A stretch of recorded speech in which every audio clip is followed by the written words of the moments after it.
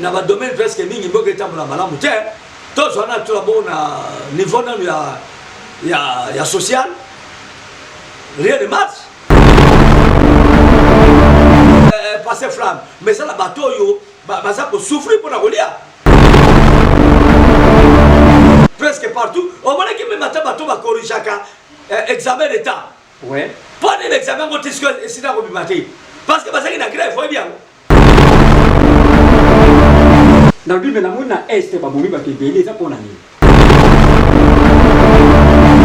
wana pelande otumbolinga passer flamme otumbolinga pona koluba passer flamme mboka na mawa mingi depuis nga na botama tina komi tata boye na tikali komona makamto salami na est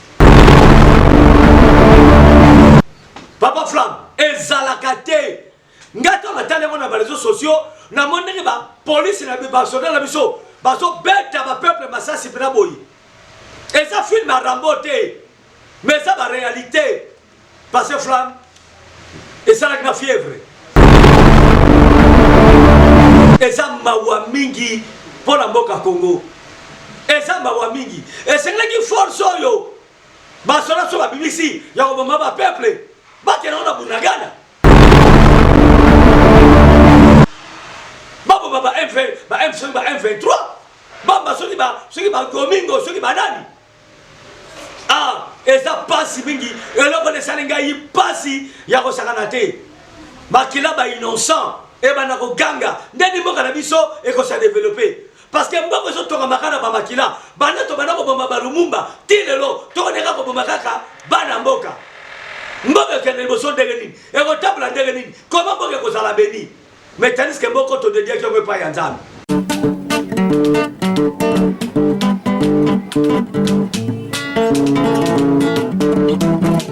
ciel ouvert, lève-moi nique mon nzambe monani loboko na tata ese-moi milikola balingami na ye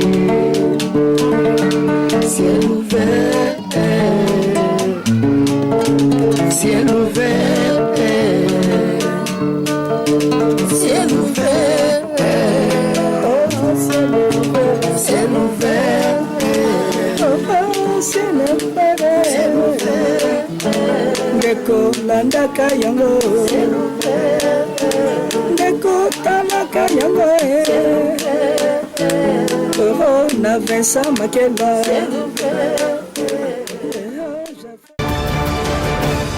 voilà to pesi bino mbote mingi bandeko nyonso bozolanda biso na République démocratique du Congo pe na 4 coins ya monde nzambe ya Abraham Isaac pe Jacob apambola bino boyebi Ciel Ouvert TV ezali chaîne oyo eza 100% bonzambe eza chaîne oyo ezo kangola batu eza chaîne oyo vraiment ezo propager la bonne nouvelle na ba nation nyonso. Na micro c'est votre humble journaliste le pasteur Flamme d'Angola. Na caméra tozali na évangéliste Cédric Makela l'homme valable. Na bosalité assistant na yepe ezali frère Josué Luanda Pron frère Josué Luanda Pron azali assistant na ye na pesi mbote na mama pasteur Bene Makela. Lelo tozolobela thème moko eza très profond yango nazo senga na baimboka na bana nyonso ya nzambe bozolanda biso bozala vraiment branché bozapete botika la kaka awa na Ciel Ouvert TV pe nzambe akopambola bino ba émission nyonso ya Ciel Ouvert TV bo partageaka bo like ka pe bo jemaka nzambe akopambola bino lelo tozolobela kaka sur la RDC République démocratique du Congo tozolobela kaka en général sur la RDC nazanga moko te na yambi invité na ngai obolingaka mingi les patriarches Vincent Makela obino bolingaka bosepelaka na mingi na yamba na émission directement nazo singa na évangéliste Cédric Makela l'homme valable afongola plateau na yamba invité na ngai. Bonjour patriarche Vincent Makela. Bonjour pasteur Flamme d'Angola nzamba pambola yo apambola pe ba ebanso ba Rolanda biso na communes Masia nazali. OK, boni santé ya ndaku, boni santé ya église ya Nkolo. Non nandaku tuza malamu chéri nanga za malamu yo moko bikakati mon œuvre d'art Bene Chipatoka Makela okay. Simbate ukutashi. OK. Nzamba pambola ye na bana nangai na fay makela mobanzamba pambola bango naza pe na bof nanga awa zona d'émission en live docteur Stani nzamba le pambola ye nzamba pese santé kitoko un grand docteur et nazali à part kaka neptina shoke ba problème mom ke naza nango ya mise zo tungisa ngai mais à part ça nazo kumsaka ka nzambe parce que bible lobi na circonstance nyonso bozong saka lokumu et pas yankolo voilà nazali na bolingo nzambe église za malamu zo tambola malamu Nicolo vraiment molumu santo sala makasi à travers le serviteur nazali yesu masia zo loko parce que tango nzambe osala kati na yo ezangolu et c'est que ozong sala kumbe pa na ye parce que kobenga me pa ya nzambe ko sela ye et pesa me n'importe qui te ngana za parmi ya basali ya nzambe pe ya solo parce que mingi pe baza lokuta mais ya solo eza grâce au nzambe ataka na bomo na ngai je bénis son nom tu que tu comme ma passé flamme d'Angola. OK, voilà patriarche Vincent Makela on est là qui présentation il y a patriarche Vincent Makela. Patriarche Vincent Makela toujours parler sur la RDC. Question Zaboye, première question dans Zaboye. Pour nous étant que patriarche ozomona mboka lolengeni etambola lolengeni pour le moment. Merci beaucoup pour na motuna na yo na kobanda tout d'abord réponse nanga na verset biblique. OK. Ce que totangi na Psaume 127 Bible zoloba ke si l'Éternel bâtit la maison celui qui la bâtisse travaille en vain. Si l'Éternel garde la ville celui qui la garde veille en vain. Soki nzambe akotonga mboka te mutu akotonga pamba. OK. Soki nzambe akoveille akokengela ekolo te mutu akokengela pamba.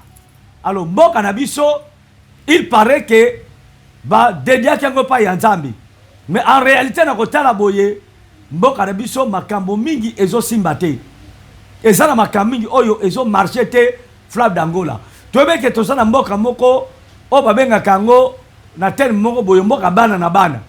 OK. Mawe ezalaka te nini ezalaka te komoma batu pamba ko kanda batu ko tsaba na ba boloko pamba même soki tozolo ba vérité baba zomona mabe. Or que mboka oyo kati na yango vérité ezalaka te etambolaka toujours na ba mbeba et oza toujours na banaka kozinda et kotombo makate et sengeli bato basepelaka surtout bakonzi mboka basepelaka eza na bato oyo balikaka jalelo te ba flatter te eza na bato mususu oyo soki mabe ezali atomboli mongongo abi atoka na domaine oyo ezosimba te bato bongo baza très important na mboka kaka na mboka te même na famille soki bato nyonso bazoloba kaka iyo alors mboka ekotambola te mboka ekotomboma te yango fo bato mosusu bazalaka lokola basentinelle so bamoni mabe baye balobi e nakanisi mboka ekotambola ndenge wana mais pour le moment makambo mingi na mboka na biso eza no kosimba te passer Flamme d'Angola.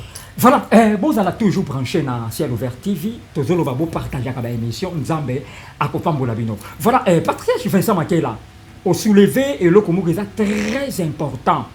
Au lobby mboka et zotambola malamu te par rapport à quoi? Na ba domaine presque mingi mboka etambola malamu te. To zona tout d'abord na niveau na ya social. Rien ne marche. Bato baolia bien te. Bato baolia bien te. To komi kolia na ba délestage. O to komi kolia ndengeni. So bolambaki biloko lelo papa na mama nde bakolia. Bana bazela nanu. Baba kolia lobi. Et ça la manette nanda na tour ya bana bana so ba le lobi biso to zili susu to kolia lobi okuna. Mais on est ça la matin. Mais les autres que zo salama. Bon so tapsula ndako na ngazo salama yo yebi. Allez salama te yo liaka bien. Oh, yo to pesa ngambonga kolia bien. Te oliaka bien ngana za ana yebi oliaka bien ndeza bazolamba. O za awa la ka te Flamme d'Angola. O yaka awa to vandi sibokei. Nena liaka ndenge na sala. Bien koleka batu msi bazana Europe. Eloko nini yo zola kaka va bien koleka batu bazana Europe. Eloko ni. Patriarche Vincent Makela. Oh. Patriarche Vincent Makela au vivaka bien koleka batebele ba na Europe. Est-ce que ça la preuve mana bango zo? Na ça la preuve au tambola na mituka bien ya cher bilamba na parlons même pas. Donc provision na ndako na parlons même pas. Patriarche Vincent Makela. Qu'est-ce que filmer la provision ngoti?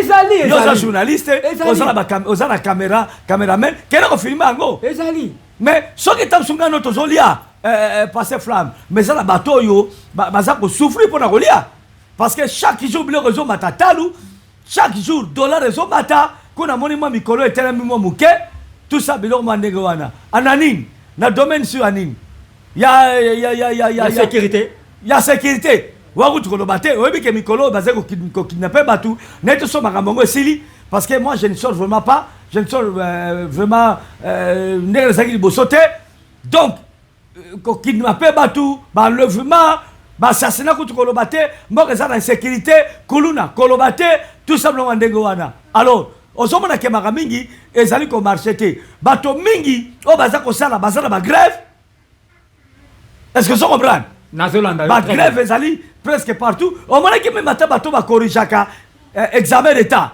mpo ani baexamen yango tisiko esina kobima te parce que bazalaki na grève oyebi yango bazali koréclame mission na bango moye bakorrige examen d'état ezali te nayebi te so bazoki banani yango baye kokorrige baexamen d'état ozomona est-ce que mboka eki otambola ndenge wana te esalamaka mingi esengeli ezonga na rai po ete mboka ekende liboso il y a beaucoup de choses qui ne va pas mais makamalamu tokondima namoni na côté ya infrastructure ya domaine sport namoni quand même makambo yango donc Kabulo vraiment azosala kitoko azosala malamu eza Kabulo te eza mbongo na biso te mais eza ministre sport eza mbongo na biso mboka bana mboka ezali mboka bacontribuable ya mboka eza Kabulo te ozomona donc mbongo nyonso esalaka bamisala oyo eza bambongo oyo bakataka biso na bataxe na ba-TVA banini nde mbongo esala misala ya mboka mais Kabulo aza kaka lokola représentant parce que aza na batie azala ministre sport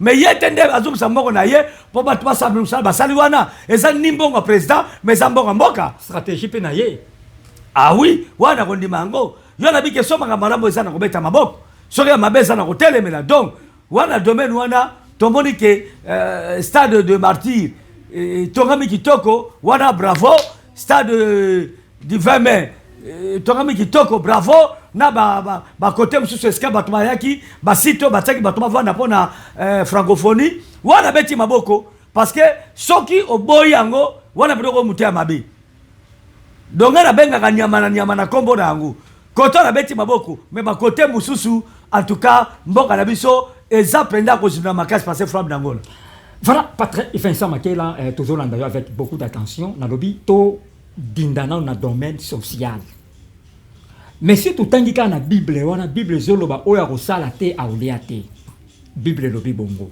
Patrick Vincent Makela na mboka na biso nayebi te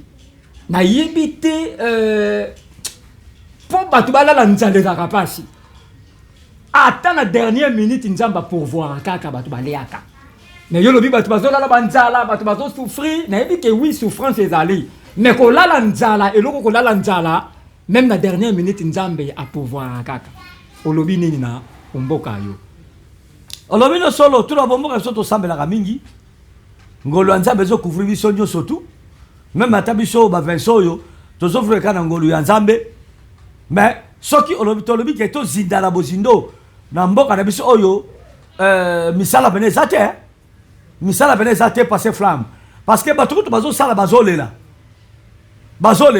nokaki basaleli na bato eza ba 200 000 ba 250 000 mpo na kosala nango nini parce que so bapesi 200 000 eza pas même $100 bon soko ofutelaka ndako oza na bana fo azoka classe otakisa bango minerval otali kolia bamaladi tout ça mai courant eza kutu ezorepresente kutu eloko te mpo na moto ozosala ebongo bato baza bachomere mais soko moni ndenge olobi ke na dernière minute oyo tobengaka nzombo le soir moto azwi biloko ya kolia eza mpena na ngolu ya nkolo sino te nayebi biso na mboka na biso nzala mpe pasi eza mpena makasi pase flamme wala monoso ayebi yango même fourmi ayebi yango ok question nange eza boye na bino na domaine social nani aza basé na makambo etali domaine social na ndenge nini na gouvernement ministre nini oyo aza basé oyo aza auteur alandela makambo wana nga nayeba bato yango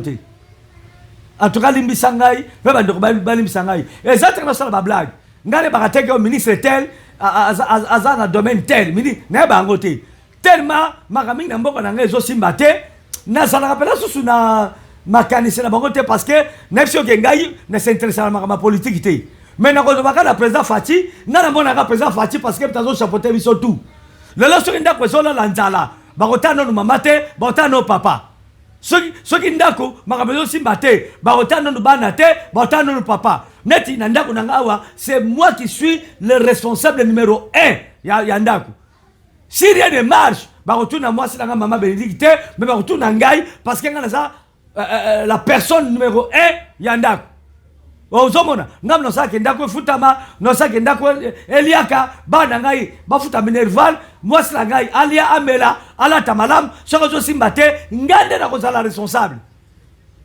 donc président Faci aza numéro 1 papa ya yambo les garants de la nation. Oui na mboka na biso okay. soki makambo ezotambola te ngai d'après nga na bonotala ye naotala moto mosuku te parce que ye nde mtaponaka bato wana voilà réponse nakopesa yo. Voilà, merci beaucoup lentement et sérieusement. Tout ça toujours na Patriarche Vincent Makela. Patriarche Vincent Makela est pour le moment, taux de dollars est à combien? Na évité. En tout cas, na évité. Oh, na évité, oui. Na évité. Ils ont 24 500 $10. Mais il y a bien des autres choses. Non, tout le monde peut répondre parce que c'est une mission à Yambi, parce que tu as une mission sociale. Na yé bien côté. Na yé bien côté. Si le pasteur Vincent, tu as lobela pour nous bondir ça. Parce que bit il y a ciel ouvert TV et zali pour na ko sangisa ba obazo kabwana. Et zali pour na ko teya sango malamu na batu na ba nation. Na lobi boye patriarche Vincent Makela. Na lobi pour na yo étant que patriarche homme de Dieu puissant converti. Donc si sont puissant. Wana ngam na lobi ona yo mtodobi un homme de Dieu puissant, charismatique. Dans le but étant que yo stratégie nini oyeko pesa na ministre ya économie to le baka na ministre ya économie ministre Vital Kamerhe Zolanda yo ayende ministre de l'économie oui ah bon en tout cas na yebi ba poste na bangote mais Vital Kamerhe c'est quelqu'un oh na sepelaka ne moi muke bagage ezali OK na lingake po na mona ka azali un homme intelligent pacifique mais na ba poste la bango bazo foutre le côté malgré intelligence la bango ba osala le côté mboka ezaka kozinda noka qu'il paraît que alobai que lokola azu poste wana dollar ego kita tout simplement $1 na 1000 francs. Ah est-ce que alobai ki yango solo non to mona ki ba publier ki te $1 et ki ta na 1000 francs kolo baba tout parce que ba réseaux sociaux makamba le côté za rebelle ngana zo to soki yo monaki. Non, na yoka ki yete aloba mais na moni ba publication. Ba publication to considérer en parce que mayele na bangwane na nous pene komi ko salela école te pour être mboke mbata to se développer en tout cas nanouté par ces flammes. Donc ba continuation ba sala makasi pour être mayele na bangwane et ça la pona peuple. Et ça la pona bomengo na bango mokote. Pona ba bolamu na bango moko te na basi na bana na bango mais ça la pona école au Congo pe pona peuple to kumisa nzambe et puis to kumisa pe bango parce que moni nzambe tanga mutu tanga zo ba poste ya minene azo la élever en dignité et ça pour à se servir mais pas servir batu donc comme mumbo ya batu ba konjono fo ba ke ba la salle ya peuple ba za bana misala peuple alors soki comme dans les kantuana je crois que maele na bango eko développer mboka voilà la réponse na ngana kopesa. Voilà merci patriarche Vincent Makela pour la réponse ya question on ngana posa ki yo na lobi sikoyo to kotana na domaine ya sécurité na mona ki o meke ko soulever eloko moko ezaki très capital awawa o loba ki ke bazo boma ba tout mais pour le moment na moni ba biloko wana e sala ma lisuste banda général. Il y a la police à suivre relève na moni vraiment qui mien ekoti na mboka sécurité vraiment na moni et ça vraiment na mboka. Oui, félicitations à général wana malgré na kombo na yete donc il faut ba beke so ki lemba so ki ba kombo ka ndenge wana alors nzamba ali misanga so na pardon ali misanga so na massacrer kombo na ye comme nani Blaise ki lemba vraiment nzamba pambola ye na osamba la pona ye asala te lokwa ndenge moninga na zaki wana salaki moninga ne nani oyo yebi kombo wana nga yebi kombo na ite oyebe tendenge nini asa tendenge jena kasongo salaki parce que ba komela ko baninga bakuluna mabesa na mboka bazoko ko maîtriser sécurité ya mboka te ezeki pena malamu te mais ye na moni aye quand même na mo ba rigueur moko boye nzambe aleka na opambola ye na moni ko kidnapper bato ekiti ba tracasserie peut diminuer ouais ekiti wana pena ko twana na beti maboko po nazaka na ngai ngamu ko toboka soki eloko malamu ezali na kokumisa soki pe mabe ezali na kotelemela donc côté kuna ezali ezo simba pena nzambe apambola ye akoba bongo koleka ekozala malamu mendeki kuluna ebanisu ko bakisa malisusu côté kuna patia misu pona kosilisa bano abakuluna u. Ok, merci Patrick Vincent Makela. Nalobi pona phénomène kuluna. Selon yo eriko sila ndenge nini? Eriko pesa moi stratégie eriko sila ndenge nini phénomène kuluna. Ouais, il faut que créer misala neti batelier blomo ndenge wana koye kolisa bango misala parce que omoni bana so bakoma bavoyu pona nini bazo koma bakuna pona nini tout d'abord kotanga eza mwe bano yo bakoti bakelasi ya malonga te misala malonga ezali te asa koli akomi na âge ya ba 13 14 15 ana posa za mo pareil ana posa za na mbongo na poche siko place akozolango eza te nde akomi na mutema mabe bili mabe koteliye po asala ka baza ko sala wana soki bakelasa malonga ezali misala malonga ezali azana tente ya ko sala kikuluna ana po tanga ngo sala kikuluna azana tele na yo msala na ye oyo ko pese mbongo ana msala songo la zo sala oyo ko pese moi likuta kolia je crois que tant ko sala makamwana e ko sala te donc po na ngai ba konti ba sala makasi ba misala ezala ba créer ba atelier biska ya ndenge misala maboko pona konekisa bana misala je crois que tant ya ko sala so ba misala mabe wana e ko sala ka te passer flamme. Merci Patrick Vincent Makela na lobi boye toza toujours quand na domaine de sécurité na lobi na mona est ba bomi ba te belé za pona nini wana pelande otumbolinga passer flamme otumbolinga pona koloba passer flamme mboka so za mawa mingi depuis nga na botama tina komi tata boye na tikali komona makamto etiko salami na est na Goma. Ok, na tikali komona ngote pasteur flamme pona peuple eza ko revendiquer eloko moko songolo pona bolamba mboka na biso ba soda o babengami pona ko kenge na peuple baba na ko bomba peuple wana po baza ko réclamer loko moko songolo to balingi loko moko songolo esalama papa flamme ezalaka te ngato ngatali yango na ba réseaux sociaux na mondenge ba police na ba soda na biso bazo beta ba peuple masasi pena boye eza film a Rambo te mais ça ba réalité parce flamme et ça la fièvre et bela batona ba bomi o ba ke ko encadrer bango ko maîtriser bango na ndenge mususu po sokoto balati baboti balati formation bango bakei ezali mbongo ya peuple eza mbongo ya mboka bongo biso tuzo sala pona ko pesa bango formation ezokelaka biso liwa passe flamme ezalaka te eza lokola nga naza na ndako na nga boye mwasi na nga na bana bazolala nzala to baza na droit eloko moko songolo baye bareklame mpa na ngai ale ngai nazwi marteau na bandi koboma bango wapiki responsabilité na ngai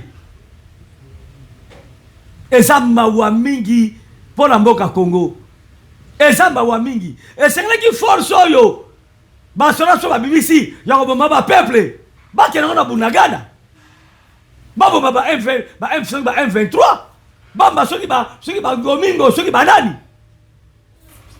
eza pasi mingi eloko nesali ngai pasi ya kosakana te makila ba innocent ebana koganga ndeni mboka na biso ekosa développer parce que mboko ezotonga makana ba makila bana to bana koboma balumumba ti lelo tokoneka koboma kaka bana mboka mboka ekende liboso ndenge nini ekotambola ndenge nini koma mboka ekozala beni mais tandis que mboko todediaki yango epai ya nzambe vraiment c'est malheureux. Voilà, na dédié émission où on a mon d'hier ma yatomo HK hérité ka son mokonza Bruxelles na bana nyonso ya vallée de Bereka beau partager émission oyo na dédié émission oyo na maître Julio Consolata, maître Diamine, maître Daniel Tumba, mon avocate Cambez beau partager émission oyo Nzambe akopambola bino. Voilà, et longtemps et sérieusement toujours na patriarche Vincent Makela toujours qui a vraiment na suka ya émission na biso patriarche Vincent Makela na lobi na moni vraiment ba changer armée vraiment tenir ba pesi bango tenir kitoko tant mona jango esala ki onini vraiment tenir ngo kitoko te malam to ko encourager mais kasi pas ba tenir ngo yango ba ko bomela biso ti pona tenir ba ko bomela biso po bala TikTok tout ça banini allez ba zong si tongo na liwa eza malamu soki bokete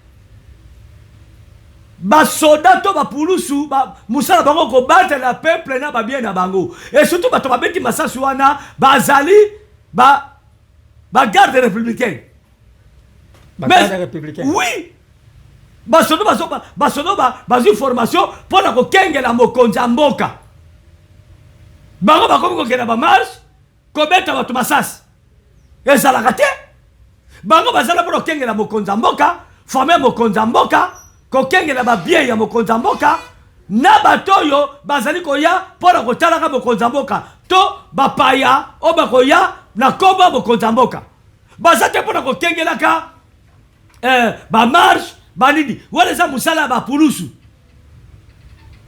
balati malamu eza malamu pona lukuma mboka me makasi na bango neti nga sona yo somona boxer champion lokola Tyson to ba mususu na botaka ba kombo awa makasi na zona tsongo na famille to na libota na basa azobeta bato libota na ye azobeta bana mikie oui ezalaka te makasi na eza na ring pona kobunda na baninga epe soka bundi abeti baninga wana azwi lomeya obi lomeya mbongo azwi mbongo katuku bianza azwi médaille ya champion okay biso basoda na biso tokomona makasi na bango so babengani M23 wana obeta bango maboko oui babengani bangomingo babengani soki ba groupe armé moko boye babenga boso bazai balongi bango na este kuna kimi ekoti oh wana toko la gloire à Dieu toko beta maboko toko yembela bango bango makasi na population mais makasi sur la population et puis peuple la yo moko non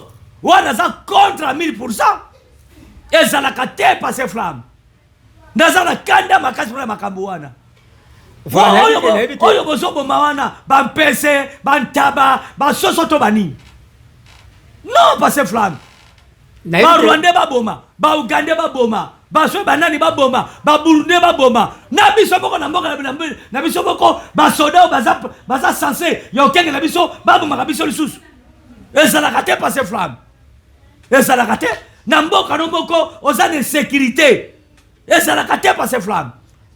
Voilà, naïbi que Ozana Kanda, naïbi que président Fatih Beton a déjà na responsabilité à Makambo, Oyo Akolandela Yango. Vraiment, notre président Fatih Beton. Voilà, longtemps et sérieusement, nous sommes arrivés à la fin de l'émission de Nabissa Mokonarelo.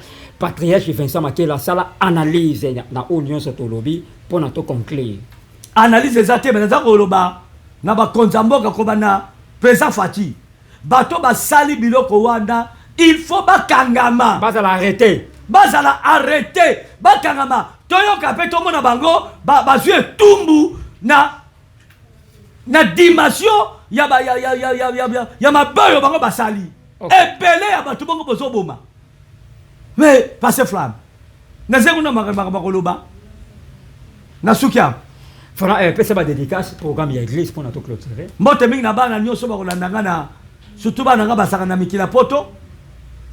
na pesi bango mbote tozaki awa na Kinshasa na Sylvie Kigalu na frère Cédric aux États-Unis ba ko tala ngai toni bango église merci beaucoup moi nga c'est Sylvie à sa zonga ki lobby dimanche to le ka awa zonga les États-Unis na frère Cédric ba zonga les États-Unis na ka bazolanda déjà nzamba pambola bango nzamba pambola frère Lievin les États-Unis na moi nga mama Gigi est-ce que mon frère Lievin Vandaka nzamba pambola mwana ngai mosali ya nzai monene docteur Bobolibanda ba fruit ya ba trai na ngai aza mosali monene nzamba les États-Unis docteur Bobolibanda nzamba pambola ye nzamba pambola Mwayuma kuna les États-Unis apambola Patrick Kamanda mon fils les États-Unis apambola papa Jean-Jacques na Mapoli na Canada apambola frère Galilée nzamba pambola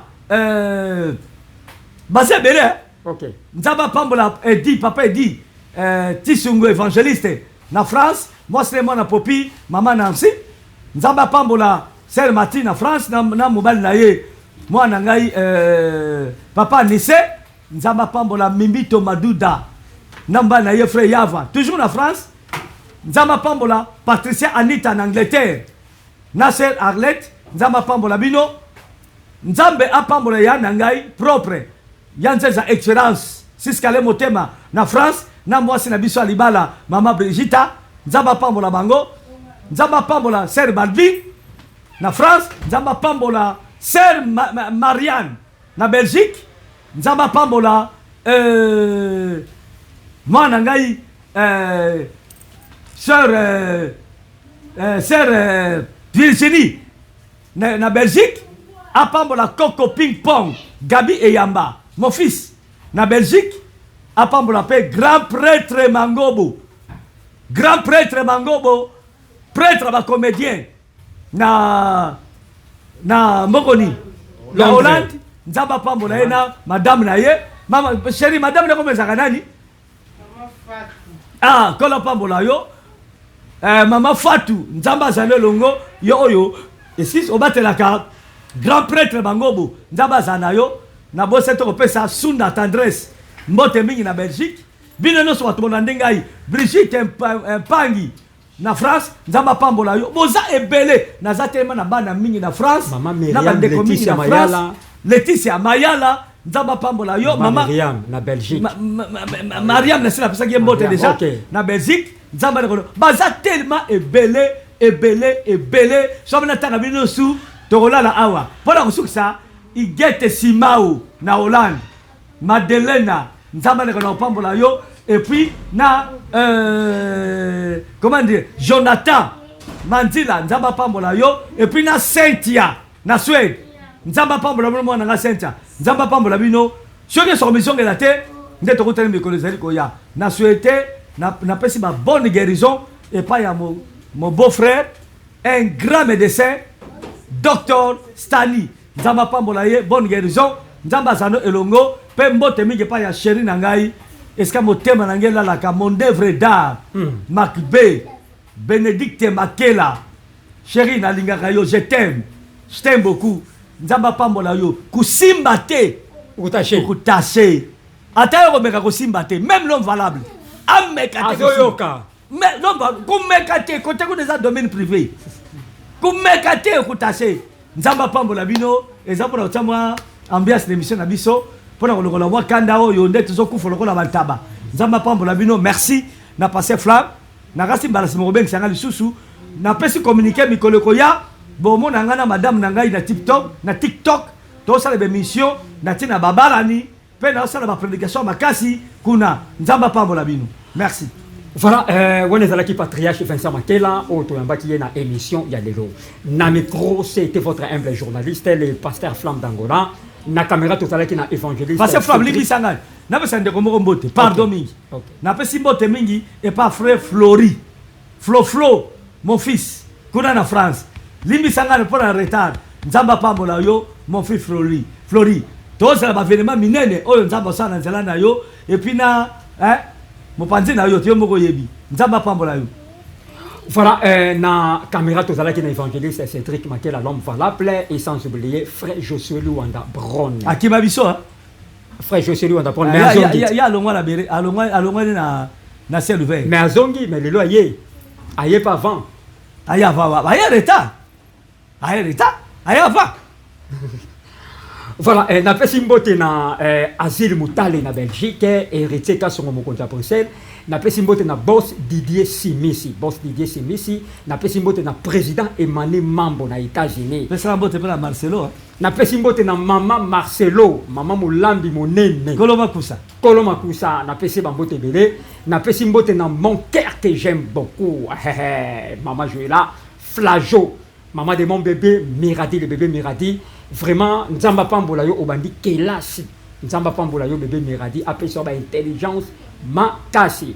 Na pesi mbote na sœur divine Losambo, sœur divine Losambo, on a dali camarade ya maman Joëla Flajo, nzambe apambola. Comment c'est les belivins? Na pesi mbote na Belve Makela, na pesi mbote na Babi, na Babi Makela, na pesi mbote na Barashi Makela, na pesi mbote na famille Makela nyonso. Amen. Et sans oublier prophète et chancelier Lema, prophète Condé de Paris, maman Bijou Condé de Paris. Et sans oublier na pesi mbote na pasteur Tetenda, ya apôtre Idiami Dinjoki Momochar dédié l'honorable. Et sans oublier ba honorable nyonso ya relance du Congo, ya Redik Nzambe a Pambola Bino. Ciao.